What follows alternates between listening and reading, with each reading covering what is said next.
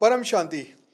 सभी का स्वागत है, परम परम स्वागत है बापूजी के इस YouTube चैनल बापूजी दशरथ भाई पटेल में।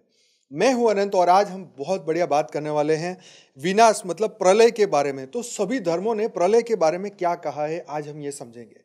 आज के समय को देखते हुए हर व्यक्ति सोच रहा है कि आज नहीं तो कल धरती पर प्रलय जरूर होगा, क्योंकि दुनिया का जो वायुमंडल बन चुका है, थर्ड वर्ल्ड वॉर कोई कहता है चालू हो चुका है, कोई कह रहा है होने वाला है, तैयारियां हो चुकी हैं, सब लड़ाई के मूड में है। तो आइए हम समझते हैं कि सभी धर्मों ने क्या इसके बारे में कहा हुआ है कि प्रलय कब होता है और उसका क्या कोई टाइम बताया है कि नहीं, कि प्रलय के बारे में इन शॉर्ट सभी धर्मों की क्या बात क्या सोचते हैं हर धर्म। तो आज हम ये जानेंगे। तो विनाश या प्रलय को लगभग लगभग हर धर्म में ब्रह्मांड और जीवन के अंत से जोड़ा जाता है। इसे विभिन्न नामों और अवधारणाओं के साथ प्रस्तुत किया गया है। विनाश को अक्सर किसी बड़े बदलाव या नए सृजन के लिए आवश्यक चक्र के रूप में देखा गया है। यहाँ प्रमुख धर्मों में विनाश की अवधारणा का विवरण दिया गया है। अब हिंदू धर्म की बात करें तो विनाश की अवधारणा, हिंदू धर्म में विनाश को प्रलय कहा गया है। यह सृष्टि पालन और विनाश का जो एक चक्र है, जिसे सृष्टि चक्र का यह हिस्सा बताया गया है, जिसमें ब्रह्मा सृजन करते हैं, विष्णु पालना करते हैं और शिव जो है विनाश करते हैं। ये त्रिदेव शिव के विनाशक ये कहा गया है। मतलब भगवान शिव ने जब रचना की, ब्रह्मा विष्णु शंकर को बनाया और तीनों को ये ड्यूटी दी। तो अब आता है नित्य प्रलय, जो हर दिन की समाप्ति पर यह होता है नित्य प्रलय। नैमित्तिक प्रलय जो ब्रह्मा के एक दिन, जिसे कल्प कहते हैं, उसके अंत में होता है। तीसरा होता है प्राकृत प्रलय, ब्रह्मांड के संपूर्ण विनाश का जो समय है। आगे है अत्यंतिक प्रलय, आत्मा का परमात्मा में विलय हो जाना। शिव पुराण और भागवत पुराण में प्रलय के बताया हुआ है कि प्रलय के समय आग, जल और अन्य प्राकृतिक शक्तियों से सृष्टि का विनाश होता है और फिर नई सृष्टि की शुरुआत होती है। जब अधर्म बढ़ता है और धर्म घटता है तो भगवान कहते हैं कि मैं विनाश करता हूँ। तो ये भगवद गीता में श्लोक 7 से 8 में और अध्याय 4 में बताया हुआ है। अब इस्लाम धर्म कहता है कि इस्लाम में विनाश को कयामत का दिन कहा गया है, डे ऑफ जजमेंट कहा गया है। यह वह दिन है जब पूरी दुनिया का अंत होगा और हर जीवित आत्मा अल्लाह के सामने पेश होगी। तो मुख्य सिद्धांत यह है कि कयामत के दिन हर चीज नष्ट हो जाएगी और नई सृष्टि मतलब आखिरी फैसला उस दिन होगा। अच्छे कर्म वालों को जन्नत मतलब स्वर्ग मिलेगा और पापियों को जहन्नुम मतलब नरक में भेजा जाएगा। कुरान का जो वर्णन है उसमें कहा है कि जिस दिन सूरज और चांद मिल जाएंगे और पहाड़ धूल बन जाएंगे। तो ये सूरह अल नाजियत में लिखा हुआ है, कयामत के दिन सब कुछ खत्म हो जाएगा और ईश्वर नई सृष्टि करेगा। ईसाई धर्म में कहा है कि ईसाई धर्म में इसे apocalypse, the end of the world कहा गया है। बाइबल में इसे अंतिम दिन का उल्लेख है जब ईश्वर न्याय करेंगे। तो इसमें यीशु मसीह के पुनरागमन के समय विनाश होगा और अच्छे और बुरे का न्याय किया जाएगा, जहां अंतिम युद्ध मतलब आर्मगेडन के बाद नया स्वर्ग और नई धरती बनाई जाएगी। तो अंतिम युद्ध जो है ये शब्द यूज किया गया। तो बाइबल का एक उदाहरण है जहां पे आकाश और पृथ्वी खत्म हो जाएगा लेकिन मेरे शब्द सदा रहेंगे। ऐसा मैथ्यू 24.35 में लिखा है। पृथ्वी आग से नष्ट हो जाएगी और नई दुनिया का सर्जन होगा। तो ये बाइबल में बताई हुई बात है। बौद्ध धर्म कहता है कि विनाश की जो उनकी अवधारणा है, तो बौद्ध धर्म में विनाश को संसार चक्र का हिस्सा माना गया है। इसे ब्रह्मांड के अनिवार्य परिवर्तन और पुनः सर्जन के रूप में देखा गया है। महायान बौद्ध धर्म में ब्रह्मांड लगातार परिवर्तनशील है। जब अधर्म बढ़ता है तो ब्रह्मांड का पुनः सर्जन होता है। त्रैलोक्य, 3 लोक, कामलोक, रूपलोक और अरूपलोक में जीवन चक्र चलता रहता है। विनाश के बाद पुनः निर्माण होता है। दंपत का उदाहरण यहाँ पर है। सब कुछ अनित्य है, जो उत्पन्न होता है वह नष्ट होता है। तो ये जो बातें हुई ये बौद्ध धर्म की हुई। अब हम बात करते हैं सिख धर्म की। तो उनमें भी विनाश की अवधारणा है। सिख धर्म में विनाश को ब्रह्मांडीय परिवर्तन के रूप में देखा जाता है, जहां हरि मतलब ईश्वर ने सृष्टि को बनाया है और वह इसे नष्ट कर सकता है। गुरु ग्रंथ साहिब कहते हैं कि पृथ्वी, आकाश और सब कुछ ईश्वर की मर्जी से चलता है। जो भी उत्पन्न होता है वह नष्ट होगा, केवल सत्य शाश्वत है।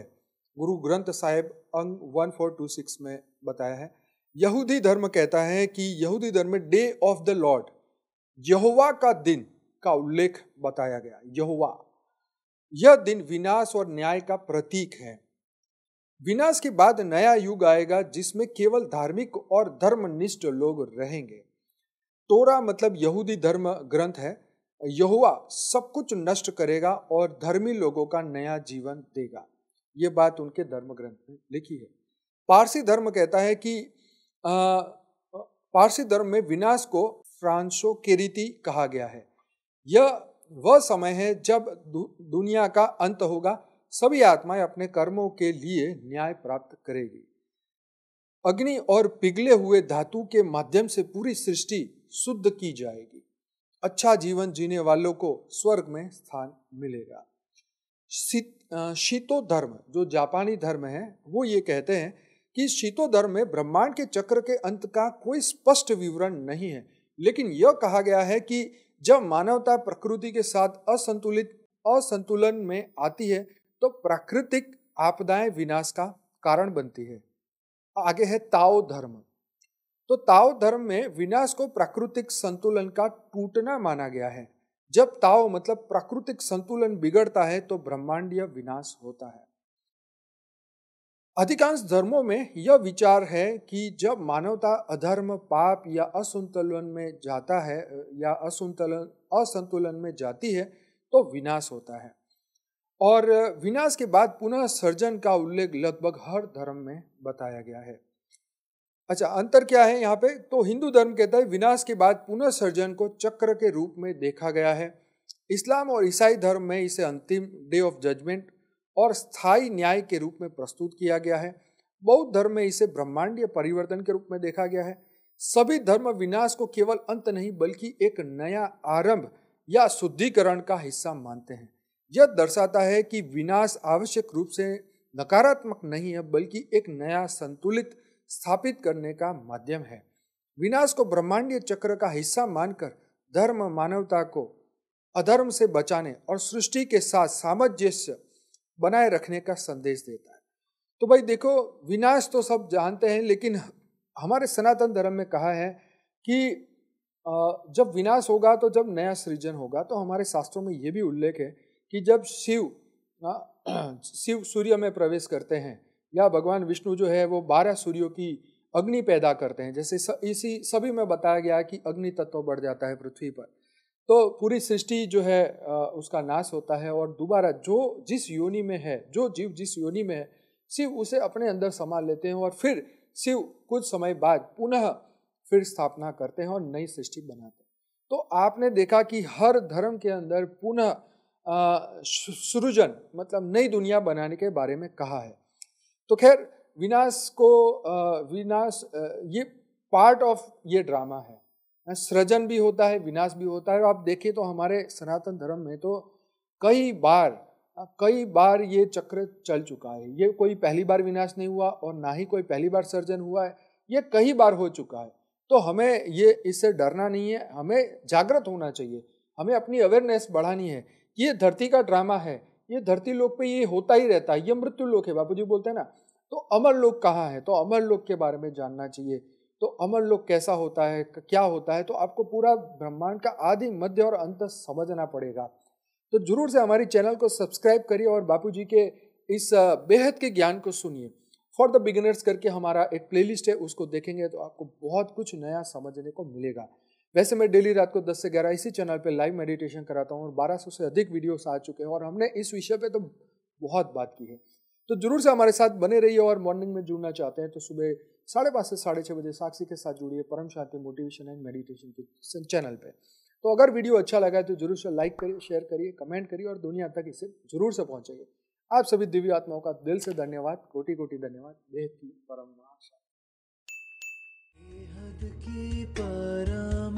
शांति सोचो बोलो परम शांति। Join us daily for our morning live meditation, Monday to Saturday, 5:30 to 6:30 a.m. Join us daily for live meditation, 10 p.m. to 11 p.m. on YouTube Live. Subscribe now. Website www.paramshanti.org. Email us anand@paramshanti.org. Like, share, subscribe. Join today. बेहद की परम शांति सो